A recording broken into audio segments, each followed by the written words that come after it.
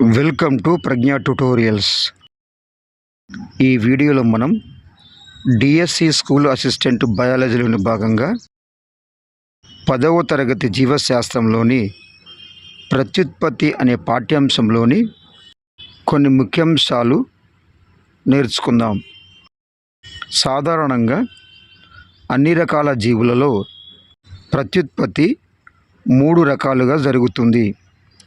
అవి 1 లైంగిక ప్రత్యుత్పత్తి, 2 అలైంగిక ప్రత్యుత్పత్తి, 3 శాఖీయ ప్రత్యుత్పత్తి. లైంగిక ప్రత్యుత్పత్తి సంయోగ బీజాల కలయిక ద్వారా జరిగే ప్రత్యుత్పత్తిని లైంగిక ప్రత్యుత్పత్తి అంటారు. అలైంగిక ప్రత్యుత్పత్తి లేదా ఎసెక్సువల్ రిప్రొడక్షన్ సంయోగ బీజాల కలయిక లేకుండా కేవలం ఒక జనకజీవి ప్రమేయంతోనే జరిగే ప్రత్యుత్పత్తిని అలైంగిక ప్రత్యుత్పత్తి లేదా ఎసెక్సువల్ రిప్రొడక్షన్ అంటారు. అలైంగిక ప్రత్యుత్పత్తి జీవులలో వివిధ రకాలుగా జరుగుతుంది. అవి 1 విచ్ఛిత్తి లేదా ఫిజన్.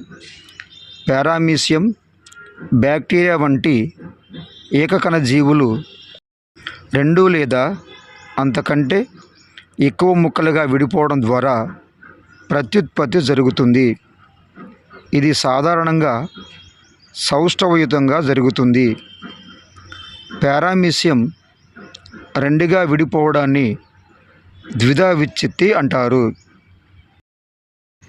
పారామీషియం ఎక్కువ భాగాలుగా విడిపోతే దానిని బహుధా విచ్ఛిత్తి అంటారు. పారామీషియం వంటి జీవులలో తరచుగా ఈ ద్విధా విచ్ఛిత్తి, బహుధా విచ్ఛిత్తి విధానంలోనే ప్రత్యుత్పత్తి జరుగుతుంది. 2 కోరకీభవనం లేదా బడ్డింగ్. జనకజీవి శరీరంపై బొడుమ వంటి నిర్మాణం ఏర్పడుతుంది. దీనిని కోరకం అంటారు. ఇది జనకజీవి నుండి వేరై స్వతంత్రంగా జీవిస్తుంది. ఉదాహరణకు ఈస్టులలో కోరకీభవనం. అదేవిధంగా హైడ్రాలో కూడా ఈ కోరకీభవనం ద్వారా అలైంగిక ప్రత్యుత్పత్తి జరుగుతుంది. 3 ముక్కలగుట లేదా ఫ్రాగ్మెంటేషన్. కొన్ని జీవులు జనకజీవి శరీర ఖండాల నుండి కూడా పెరగగలవు. శరీరంలోని ఏ ఖండమైనా లేదా ఏ భాగమైనా మొత్తం శరీరాన్ని ఏర్పరుస్తుంది. ఇటువంటి విధానం కేవలం బద్దెపురుగులు, మోల్టులు, లైకెన్లు, స్పైరోగైరా వంటి సరళ జీవులలో మాత్రమే జరుగుతుంది. ఈ జీవులు లైంగిక ప్రత్యుత్పత్తి కూడా జరుపుకోగలవు. శైవలాలు, శిలీంధ్రాలు, కొన్ని రకాల మొక్కలలో ఇది సాధారణమైన ప్రత్యుత్పత్తి విధానంగా ఉంటుంది. 4 అనిషేక జననం, పార్థనోజెనిసిస్. సాధారణంగా లైంగిక ప్రత్యుత్పత్తి సంయోగ బీజాల సంయోగం వల్ల ఏర్పడిన సంయుక్త బీజం ద్వారా జరుగుతుంది. కొన్ని సందర్భాలలో జీవులు సంయోగ బీజాల నుండి నేరుగా ఫలదీకరణం లేకుండా అభివృద్ధి చెందుతాయి. ఇటువంటి విధానాన్ని అనిషేక జననం, పార్థనోజెనిసిస్ అంటారు. గ్రీకు భాషలో పార్థనో అనగా వర్జిన్, జెనిసిస్ అనగా ప్రొడక్షన్.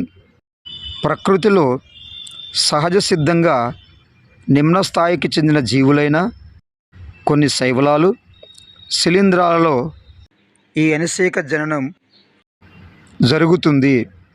ఉదాహరణ స్పైరోగైరా. ఈ విధంగా ఫలదీకరణం చెందిన సంయోగ బీజాలు నేరుగా ఏకస్థితిక జీవులుగా అభివృద్ధి చెందడాన్ని అనిషేక జననం అంటారు. జంతువులలో కూడా ఈ అనిషేక జననం అనే ప్రక్రియ జరుగుతుంది. కొన్ని రకాల చీమలు, తేనెటీగలు, కందిరీగల వంటి కీటకాలలో ఫలదీకరణం చెందిన అండాలు అనగా సంయుక్త బీజం స్త్రీ జీవులుగా, ఫలదీకరణం చెందని అండాలు పురుష జీవులుగా అభివృద్ధి చెందుతాయి. వీటిలో పురుష జీవుల నుండి శుక్రకణాలు సమవిభజన ద్వారా, స్త్రీ జీవులలో అండాలు క్షయకరణ విభజన ద్వారా ఉత్పత్తి అవుతాయి. 5. అనిషేక ఫలనం పార్థెనోగ్రాఫీ. ప్రస్తుత రోజుల్లో పుచ్చపండ్లు, ద్రాక్ష వంటి వాటిని విత్తనరహిత ఫలాలుగా ఉత్పత్తి చేస్తున్నారు. అరటిలో సహజంగా విత్తనరహిత ఫలాలుంటాయి.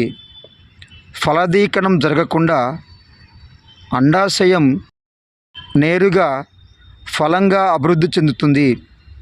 ఈ రకమైన విధానాన్ని అనిషేక ఫలనం అంటారు.